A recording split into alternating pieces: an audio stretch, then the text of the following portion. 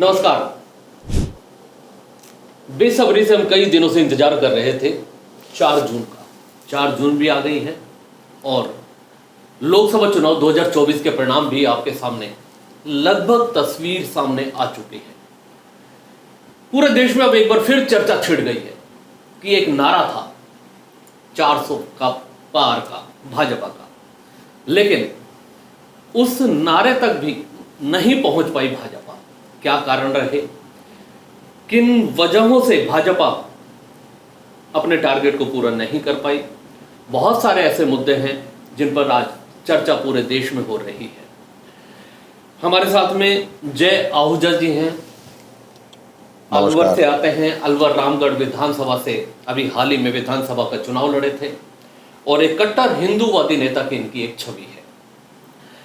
अलवर में भी जो भाजपा के प्रत्याशी थे भूपेंद्र यादव जी थे और वो भी जीत चुके हैं, लेकिन एक बड़ी जीत सामने नहीं आ पाई है। और राजस्थान की भी अगर हम बात करें तो राजस्थान में भी जो आंकड़ा जो हम पिछले 2 लोकसभा के चुनाव में लगातार देख रहे थे कि क्लीन स्वीप के साथ 25 की 25 सीटें भाजपा ने जीती थी, लेकिन इस बार यहाँ भी एक बड़ा झटका लगा है। झटका तो पूरे देश में लगा है। क्या वजह रही, यहीं से शुरुआत करेंगे हम जय आहूजा जी से। आपका स्वागत है स्टूडियो में। बहुत बहुत धन्यवाद आपको, आपके दर्शकों को, सबको मेरी ओर से राम राम। और देश में तीसरी बार मोदी जी की सरकार बनने जा रही है, इसके लिए मैं आप सभी दर्शकों को, देश की जनता को, प्रदेश की जनता को, सबको बहुत धन्यवाद और आभार देना चाहूँगा। जय आहूजा जी, बहुत बड़ा सवाल है। 400 पार का आप लोगों का नारा था, लेकिन 400 पार तो बहुत दूर की बात है। विपक्षी गठबंधन ने पहले ही ऐलान कर दिया था। यह तो जो एग्जिट पोल है, यह मोदी का एग्जिट पोल है। 400 पार का दावा फेल होता हुआ सच में नजर आया है। कारण क्या है, क्या मंथन भाजपा कर रही है, किस वजह से ऐसे परिणाम आए और एक बड़ा झटका देखा जा रहा है? देखिए, सबसे पहले तो मैं ये कहना चाहूँगा कि लोकतंत्र में अंतिम परिणाम जो होता है वही जनता की मोहर है। तो सीटें भले ही कम हुई हों, पर जनता ने मोदी जी के नेतृत्व पर पुनः एक बार विश्वास जताया है। और ये देश में ऐतिहासिक बात है कि कोई प्रधानमंत्री पद पे रहते हुए तीसरी बार चुन के आया है। इससे पहले सिर्फ जवाहरलाल नेहरू जी ने आफ्टर पार्टीशन 12 वर्ष तक लगातार जो है प्रधानमंत्री का पद संभाला था, जिसमें उन्होंने 3 चुनाव लगातार जीते थे कांग्रेस ने जी। अभी मोदी जी ने वो करिश्मा करने वाले व्यक्ति हैं।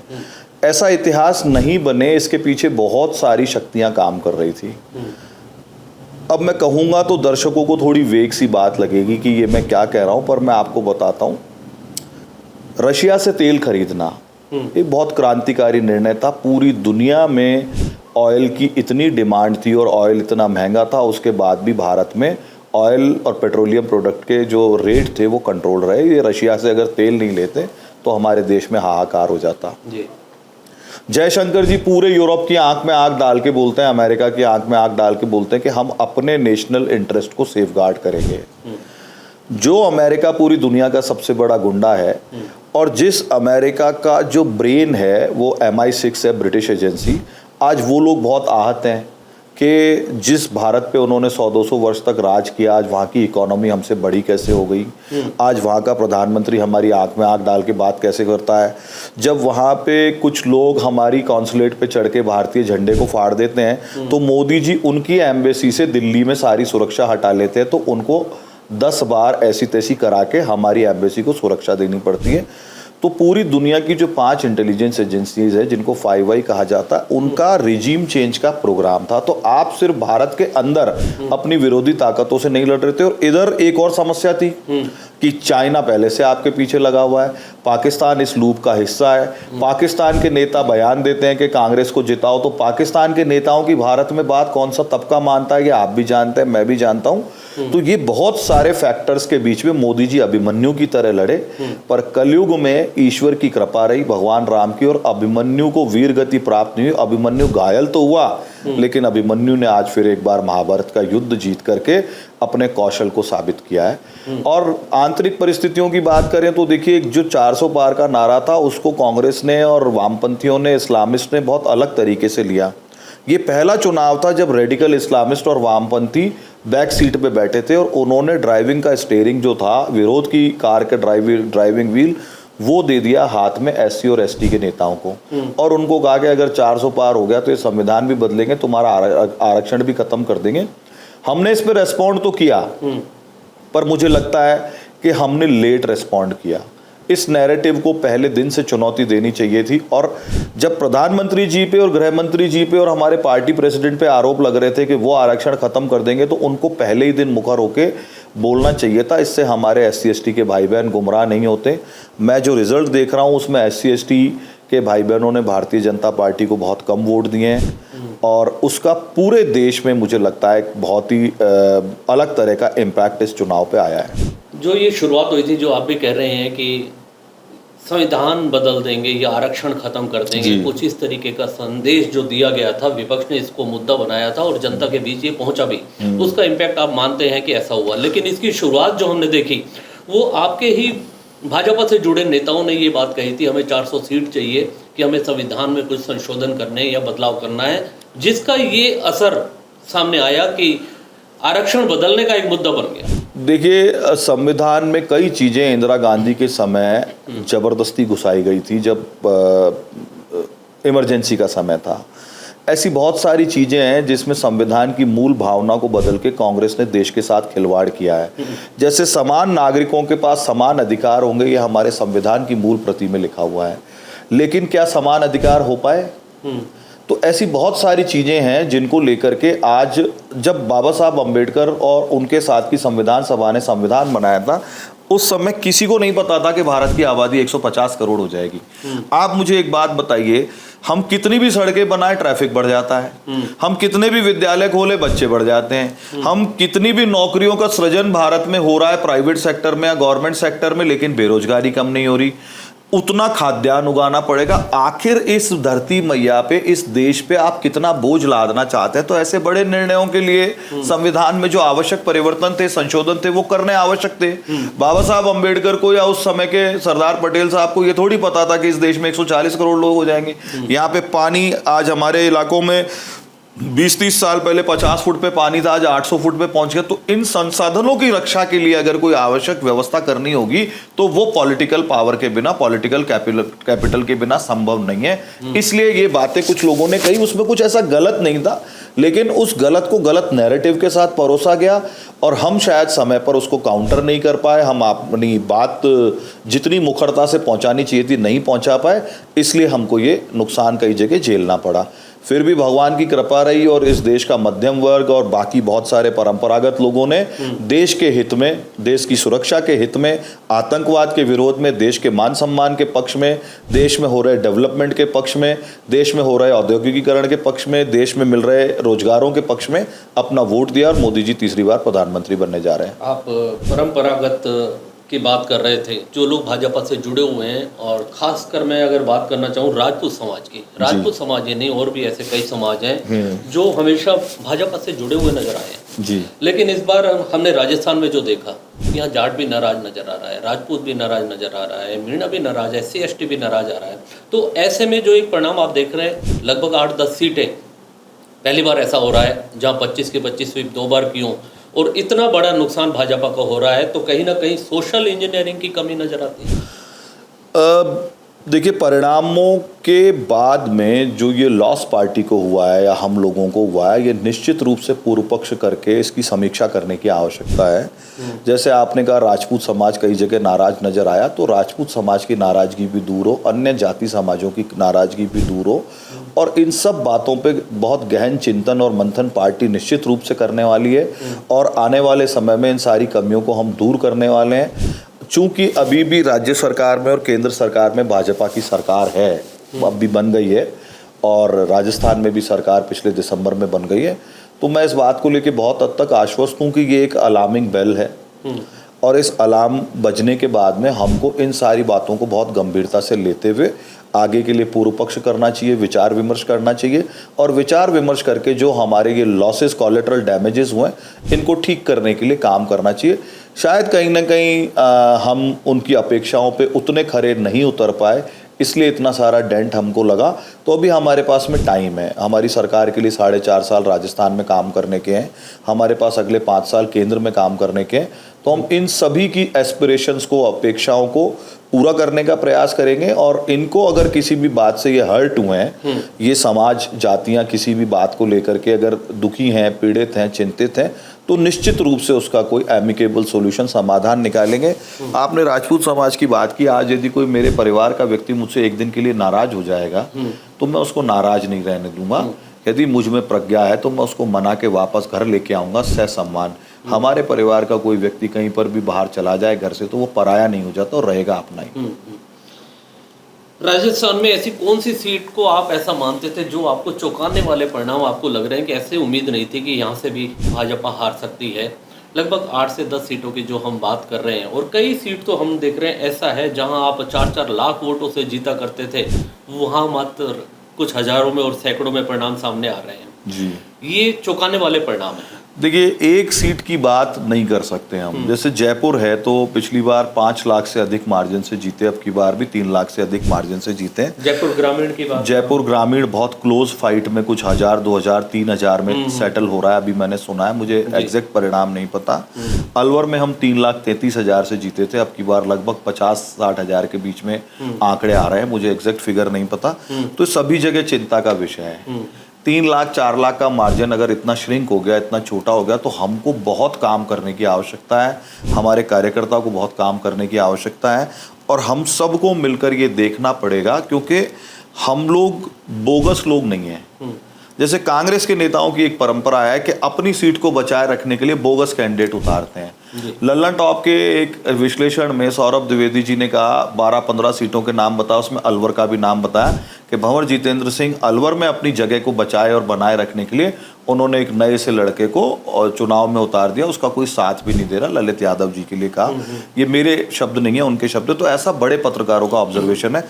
पर हम बहुत ओपन लोग हैं, हम जीतने के लिए ही चुनाव लड़ना चाहते हैं, हम हारने के लिए नहीं लड़ते चुनाव। और इस जीत में जो भी कमियां रह गई, हम इसको जीत गए और लड्डू खा के, मिठाई बांट के घर जाके सो जाए, हम ऐसे लोग नहीं हैं। एक एक बूथ का हम लोग विश्लेषण करेंगे।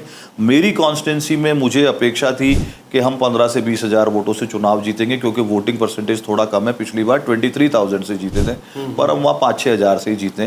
तो मेरे लिए भी चिंता का विषय है। तो हम कभी भी कान बंद करके, आँख बंद करके सोने वाले लोग नहीं हैं। हम 24 घंटे 365 दिन जनता के बीच में काम करने वाले लोग हैं। निश्चित रूप से एक एक बात का पूर्व पक्ष करके कमियाँ ढूंढेंगे और उनको ठीक करेंगे। ये आपका दावा हो सकता है, लेकिन हमने भी चुनाव देखा है भूपेंद्र जी का, हम भी डोर टू डोर जाते थे फील्ड में। लेकिन चर्चा ये आती थी कि भाजपा के जो अलवर जिले के नेता हैं उन्होंने मन से काम नहीं किया, वरना ये जीत और ज़्यादा होती। और यह जो जितनी भी जीत है ये व्यक्तिगत भूपेंद्र जी का ही प्रयास माना जा रहा है। देखिए, ये सभी विश्लेषण के विषय में, चूंकि इतना व्यस्त था चुनाव में, आप भी मेरे विधानसभा क्षेत्र में कई बार आए, आपने कार्यक्रम देखे, हमारी टीम की, पूरे रामगढ़ विधानसभा क्षेत्र के भाजपा टीम की बड़ी प्रशंसा हुई कि सबसे अच्छे कार्यक्रम रामगढ़ में हो रहे हैं, सबसे अच्छे दौरे रामगढ़ में हो रहे हैं। और जिस सीट पे हम अभी चुनाव हारे विधानसभा में और अच्छे बड़े मार्जिन से चुनाव हारे, उस सीट पे हम आज लीड कर रहे हैं। तो मैं बहुत फोकस्ड था पूरे इलेक्शन में। मैं बिल्कुल, युद्ध में घोड़े के कान, आँख के दोनों तरफ पट्टा बांध दिया जाता है को सामने देके शत्रु की ओर, तो मैं युद्ध के घोड़े की तरह काम कर रहा था और मेरी टीम ने भी दिन रात काम किया। हम वो परिणाम लेके आए। ये बड़े लोगों का काम है, पार्टी नेतृत्व का काम है कि उसको समीक्षा में हर विधानसभा क्षेत्र के नेताओं ने किसने कैसा काम किया। मुझसे ज़्यादा ब्रॉडरली माननीय भूपेंद्र जी, हमारे दोनों जिला अध्यक्ष और पार्टी नेतृत्व इस पर जरूर चर्चा करेगा, यदि कोई ऐसी बात है तो। मेरी नज़र में ऐसी कोई बात नहीं है। आप एक हिंदूवादी नेता माने जाते हैं जी, हिंदुत्व की बात करते हैं जी। तो देश में, हालांकि मोदी जी भी हिंदुत्व के बिना आगे नहीं बढ़ते हैं, उनके भी हम स्पीच सुनते हैं, भाषण सुनते हैं, तो हिंदू मुस्लिम आ ही जाता है। हालांकि वो कहते हैं कि मैं हिंदू मुस्लिम नहीं करता, लेकिन अपोजिशन यही आरोप लगाता है कि हमेशा हिंदू मुस्लिम और मंदिर और इस तरीके के मुद्दों पे चुनाव लड़ा जाता है। जी। कितना महत्वपूर्ण है ये भाजपा के लिए हिंदुत्व का मुद्दा? देखिए, भाजपा या कांग्रेस को इसमें से आप एक बार साइड में रख दें। मैं आपको बताता हूँ, भारत का जो हिंदुत्व है वो रिएक्शनरी डेवलप्ड एलिमेंट है। इतना अपीजमेंट मुसलमानों का किया गया माइनॉरिटी के नाम पे इस देश में, और तब तो सीमाएं लांघ दी कांग्रेस ने जब ये पीसीवीटी बिल लेके आ रहे थे 2012 में।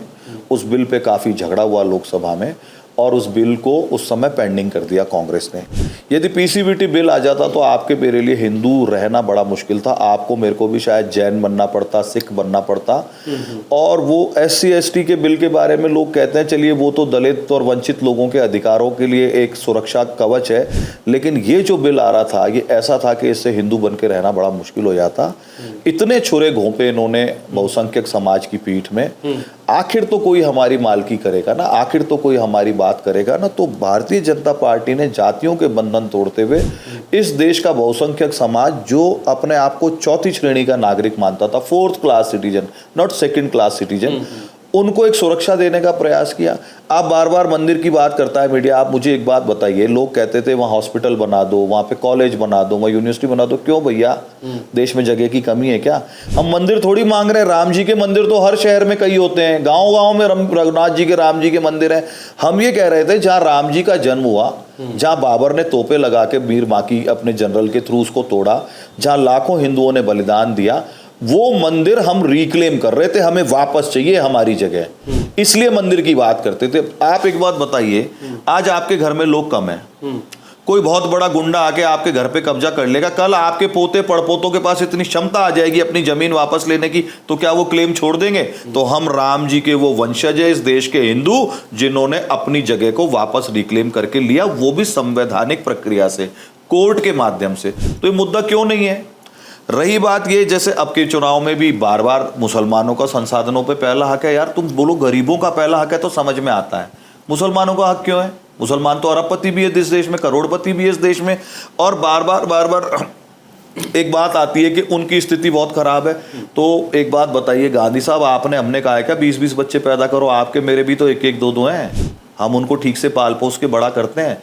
आप भेड़ बकरियों की तरह बच्चे पैदा करो, सर तन से जुदा करने की बात करो। अभी कल परसों एक चैनल के इंटरव्यू में मुझसे सवाल पूछा कि एक समीर करके, समीर चतुर्वेदी हैं जो एक्स मुस्लिम है, पहले समीर खान थे, उन्होंने कोई बेअदबी कर दी उनकी धार्मिक पुस्तक की, मुसलमानों की। मैंने उस बारे में जांच की तो पता चला वो 2 साल तक नास्तिक रहे, एथीस्ट।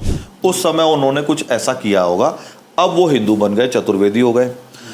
तो मुझसे प्रश्न किया आप इस पे क्या कहते हैं? तो मैंने कहा भाई बात बात में सर तन से जुदा करोगे तो हमको भी सोचना पड़ेगा। आप डिबेट क्यों नहीं करते हो? किसी भी समाज में यदि कोई कुरीति है तो उसको ठीक करने पे बात क्यों नहीं होती है? नूपुर शर्मा ने जो भी कहा, यदि वो आपकी हदीसों में लिखा हुआ है तो आप उन पुस्तकों को टेबल करके हमसे क्यों नहीं बात करते हो? हमारे समाज में भी अगर कोई कुरीतियाँ थी, कोई ब्रह्मभोज की कुरीति थी, कोई मृत्यु भोज की कुरीति थी, कोई बच्चियों को नहीं रखने की और उनको मार देने की कुरीति थी, तो हमने कहा बेटी बचाओ बेटी पढ़ाओ, करके दिखाया। हमने ब्रह्मभोज के लिए लोगों को समझाया मत कराओ, मृत्यु भोज मत कराओ, छोटी बच्चियों की शादी मत करो। इस हिंदू समाज ने भी अपने अंदर झांक के अपनी कुरीतियों पे खुल के बात करके डिफेंड नहीं किया, करेक्ट किया। तो ये डिफेंड करने की क्या जरूरत है अगर आप ठीक हो तो, और करेक्ट करने में आपको क्या समस्या है? तो ये बेसिकली सारा का सारा एजेंडा इस्लामिस्ट, वामपंथी और कांग्रेसियों का है। मजबूरन हिंदू समाज को रिएक्शनरी आंसर देना पड़ता है। आप गर्दनें काट दोगे? तमाशा चल रहा है इस देश में। ऑटोक्रेसी है क्या? ये देश लोकतंत्र है, किसी एक मजहब का देश नहीं है। क्या मुसलमान बहन बेटियों को अपना जीवन सुरक्षा के साथ जीने का अधिकार नहीं है? ना दे वोट, देना हो तो दे, लेकिन आज उन बहनों की सुरक्षा तो ही ट्रिपल तलाक के माध्यम से। तो देश लॉ एंड ऑर्डर से चलेगा, धरती के कानून से चलेगा, किसी के पर्सनल लॉ बोर्ड और शरिया से नहीं चलने देंगे। ये बिल्कुल स्पष्ट बात है। सीए की बात करें, जी, क्या इम्पैक्ट नजर आया इसका? देखिए, मैंने लगभग 15,000 हिंदुओं को मैंने नहीं कहना चाहिए, हमारी टीम ने, निमित्तकम एक हमारी एनजीओ है जिसमें मेरे बड़े भाई डॉक्टर ओमेंद्र रत्नू, मेरी पत्नी मीनाक्षी आहूजा, चिदम शर्मा जो पाकिस्तान से आए हुए हैं, पुष्करणा ब्राह्मण हैं, Govardhan Meghwal, Bhagchand Bhil, SC ST OBC सब तरीके के लोग पाकिस्तानी हिंदू हमारे साथ, ओड राजपूत, भरतराज जी, ऐसे सब लोग हमारे साथ काम कर रहे हैं, सैलरीड हैं, और हम लोग वॉलेंटियरली काम करते हैं, मैं, ओमेन जी और मेरी धर्मपत्नी। बहुत ज़्यादा मार्मिक विषय है जी। 4 बच्चियां रोज हमारी गन पॉइंट पे पाकिस्तान, इस्लामिक रिपब्लिक पाकिस्तान में उठा ली जाती हैं। जब माँ बाप कोर्ट में जाते हैं, थाने में जाते हैं, तो उनको कहा जाता है कि हाँ देखते हैं, कार्रवाई करते हैं। जुल्फ़िकार अली भुट्टो के समय एक संविधान संशोधन करके पाकिस्तान में ये तय हो गया कि जब भी शरिया और पाकिस्तान के संविधान का टकराव होगा तो शरिया सुपीरियर रहेगा, संविधान की मान्यता नीचे हो जाएगी। संविधान ये कहता है बच्ची की आयु 18 वर्ष होनी चाहिए, लेकिन 9 साल की बच्ची को उठा के सेम डे उसका धर्मांतरण करके कलमा पढ़वा के और उसी दिन उसको किसी 50 साल के आदमी से निकाह कर दिया जाता है। ये कैसा समाज है? ये कैसे राक्षस है? कौन है ये लोग 21वीं शताब्दी में? इन बच्चियों के परिवारों को निकाल के भारत लाना और उनकी नागरिकता कराना मेरे जीवन का सबसे बड़ा प्रण है। और सिटीजनशिप अमेंडमेंट एक्ट एक बहुत बड़ा माइलस्टोन डिसीजन है। ये एक सभ्यतागत निर्णय है। किसी की नागरिकता नहीं ली जा रही। 2014 तक जो भारत में आ गए उनको नागरिकता दी जा रही है। अभी लोग कहते हैं मुसलमान विरोधी है, तो भाई अगर मुसलमान विरोधी नागरिकता अधिनियम है तो नेहरू जी से सवाल करो, क्योंकि नेहरू जी के समय 1955 में जब एक्ट बनाया गया नागरिकता अधिनियम, सेक्शन 51A में स्पष्ट लिखा गया कोई भी अल्पसंख्यक जो पाकिस्तान या अफगानिस्तान से भारत में आया है उसको जल्दी नागरिकता देने के लिए ये व्यवस्था की गई है, उनको प्रेफरेंशियल सिटीजनशिप मिलेगी। लेकिन पुराने एक्ट में कोई छोटी मोटी खामियां थी तो उसके सरलीकरण के लिए सीए आया है। तो सीए ने रिमार्केबल चेंज किया। हम जोधपुर जीते हैं, इसका सीए का बहुत बड़ा प्रभाव है। हम सिरोही जालौर की सीट जीते हैं, वहाँ बड़ी संख्या में माइग्रेंट हैं। बाड़मेर के लोकल फैक्टर्स के कारण भले ही इलेक्शन बदल गया हो, पर पश्चिमी राजस्थान की और इस पूरे बेल्ट की, मेवाड़ मारवाड़ की लगभग सभी सीटें इस परिस्थिति में भी भारतीय जनता पार्टी जीती है। जयपुर में लोग रहते हैं, 3.5 लाख से हम जीते हैं। तो सीए के कारण हमारे समाज में जो जागृति है, उस जागृति का भारतीय जनता पार्टी को राजस्थान में निश्चित रूप से लाभ मिला है। फरीदाबाद सीट हम जीते हैं, वहाँ बड़ी संख्या में हिंदू हैं, सिख हैं। आप दिल्ली में सारी सीटें जीते हो, वहाँ पे 4 लोकसभा क्षेत्रों में अलग अलग जगह हिंदुओं के कैंप हैं, सिखों के कैंप हैं। तो जहाँ पर माइग्रेंट्स हैं वहाँ पर हम चुनाव जीते, क्योंकि उनकी वेदना को आम लोगों ने समझा और भारतीय जनता पार्टी के इस निर्णय को एडमायर किया। गुजरात जीते हैं, बड़ी संख्या में हिंदू हैं। मध्य प्रदेश जीते हैं, वहाँ पे बड़ी संख्या में पाकिस्तानी हिंदू हैं। छत्तीसगढ़ जीते हैं, वहाँ बड़ी संख्या में पाकिस्तानी हिंदू हैं। डेटा मेरी टिप्स पे है जी। तो ये आंखों देखी बातें हैं सब आज जो हो रहा है। जिस तरीके से 2 बार प्रधानमंत्री नरेंद्र मोदी और उनकी टीम ने बहुत सारे ऐसे फैसले किए जिन्हें वो ऐतिहासिक मानते हैं, अब जो परिणाम सामने आ रहे हैं तो कहीं ना कहीं ऐसा लगता है कि फुल फ्लैश वो पावर उनको शायद नहीं हाथ में रहेगी। उनको एक कहीं नीतीश का भी सहारा लेना पड़ेगा, कहीं आंध्र का भी सहारा लेना पड़ेगा। ऐसे में क्या फुल फ्लैश बैटिंग कर पाएंगे या जो उनकी? मैं इसका आपको उत्तर देता हूँ। आप मुझे ये बता दीजिए कि इंडिया गठबंधन की क्या पोजीशन है। कांग्रेस अपने बलबूते पे शायद 100 का आंकड़ा अभी तक नहीं छू पाई थी जब तक मैं देख रहा था। लेकिन इंडिया गठबंधन मैं आपको बताता हूँ, इतने ज़्यादा स्टेक होल्डर हो जाएगा क्योंकि सबसे पहले तो प्रधानमंत्री तय करना मुश्किल है उनका, अगर कोई मौका लग जाए। नहीं, ये बात सच है। आप पार्टी और कांग्रेस में अभी से दिखने लग गए, दिल्ली में भी। मैं यही आपको निवेदन कर रहा हूँ। तो अगर मान लीजिए कोई अपॉर्चुनिस्ट होके, अवसरवादी होके वहाँ जाना भी चाहेगा तो अपना फायदा नुकसान तो देखेगा। तो इसलिए सरकार हमारी बनना तय है। अब सरकार बनने के बाद जो रीजनल पार्टियों की सबसे बड़ी एस्पिरेशंस होती हैं वो होती है उनके राज्य को उनके हिसाब से डील किया जाए। तो हम अलायंस के साथ सम्मानजनक व्यवस्था रखते हुए पहले भी ऐसे ही डील करते आए हैं। अगर बिहार में कोई निर्णय लेना है तो नीतीश जी को कॉन्फिडेंस में लिया जाता था। ऐसे अन्य किसी राज्य में जो भी हमारा अलायंस पार्टनर है उसको कॉन्फिडेंस में लेके ही निर्णय लिए जाते थे।